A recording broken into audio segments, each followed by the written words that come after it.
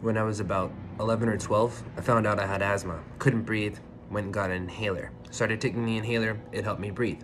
A few years later, I didn't need the inhaler anymore. I stopped using it. I haven't needed an inhaler since. Do I still have asthma? Did I ever have asthma? Does asthma come and go? That's a really great question. Some people say that they have asthma their entire life. Some people experience asthma very temporarily or even seasonally. So the reason why I bring this up is because I wouldn't want to tell someone who has asthma that asthma can get better and go away. That wouldn't be fair to them because I'm not sure if they can make it go away. Same thing with depression. Like I experienced severe depression for 4 years without knowing what was going on. When I found out it was going on, I worked to make it better, and sometimes it would go away for a stretch of time because I was working on it for a long period of time before, but it would always come back, inevitably. So it's hard for me to say that I don't have depression anymore or that I recovered from depression because it does come back sometimes, and I expect it to come back again sometime because inevitably it does. So I wouldn't say I am free from depression, but I wouldn't say that I have depression either because it's under my control. It's under my management at this state. I do believe that a state could come that, where I'm not in control. Say some terrible tragedy befalls me and the depression overcomes me. I believe that could happen again. I don't think it's something that you can cure for life, but at the same time, neither does someone who has asthma believe that their asthma could possibly go away one day. It did for me. So, and I wouldn't condemn myself to the idea that I still have asthma when I haven't needed an inhaler in probably 15 years. So, I guess the point I'm trying to make is, whether you think you have depression or you think you used to have it, remember that it's better whether you have it or not. It's like this. This is how I used to look at it when I was in my worst time. It's like, okay, so I've got depression. I'm recovering from depression. Maybe there's no way out, but what's the alternative? The alternative is to kill myself. So it's like, I can kill myself right now, or I can just keep trying. Like, what's the difference? If it doesn't work, it doesn't work, but you have to believe that it's gonna work.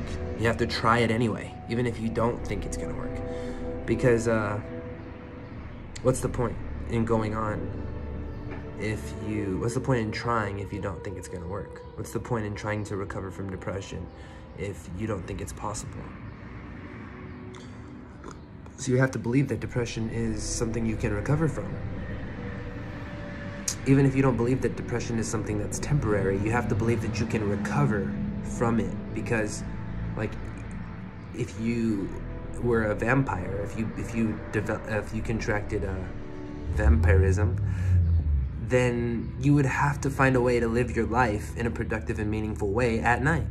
You wouldn't just say, fuck it, I'm just gonna keep going out in the sun until I die. And you're not gonna just say, well, I'm just gonna become a vampire and suck everybody's blood and kill all those I love. You'll probably decide that the best plan of attack is to start to use the nighttime in a more meaningful and productive way. Same with depression. You might not be able to recover from depression. You might not be able to escape it. You might live with it your entire life. But, well, now that you know what it is and you know your options, one is to kill yourself, the other one to continue on and try to escape it. Now you can function from an empowered frame. Like, okay, I'm condemned to this fate of vampirism.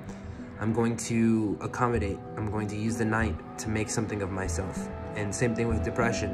You've contracted this blight, whether unconsciously, whether it happened to you or you were born with it, whatever.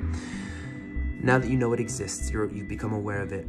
Use that awareness to make the most out of your life. Make it meaningful in the face of it. Use it to your advantage. Don't push yourself into the sunlight. Don't try to drive yourself through the idea that you don't have it, or don't push yourself to the idea that your life is meaningless because you have it. The reality is that this is your path. that this is what you're meant to go through. This is what you're meant to experience. It's up to you to derive meaning and purpose for your life. Given your experience, everyone's dealt different cards, and it's their job to make meaning out of it. So it's their job to make a purposeful life from their cards. So it's up to you. You know, you have depression, you had it in the past, you're afraid it's gonna come back, you're afraid, you're feeling like it'll never go away. This is your charge, this is your commission.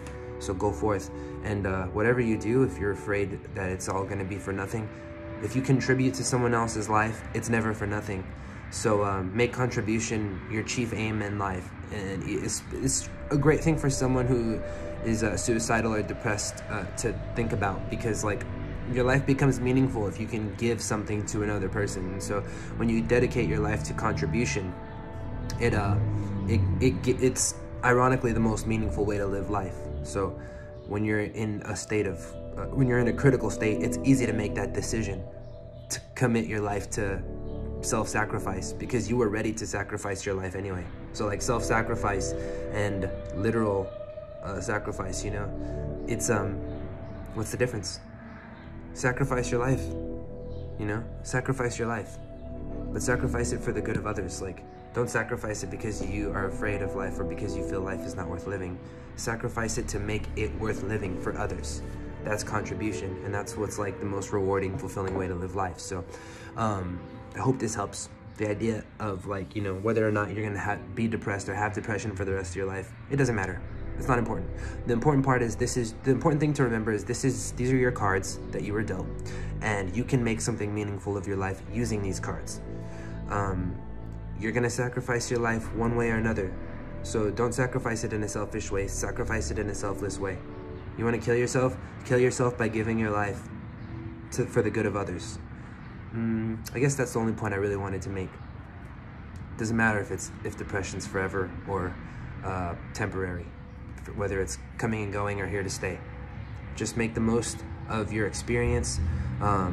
If you're gonna kill yourself, do it in a different way. Do it in the way where you're killing your experience. Sacrifice your experience for the good of others, and you'll die like a hero. You'll feel good about your death in the end. Even if you only do it for a while before you check out, you'll feel good about having contributed something to your fellow man before you go. It'll help you see that life was not all hell. You'll see the beauty of life when you do this before you check out. I recommend it. So thank you so much for watching this. That's all. Peace out.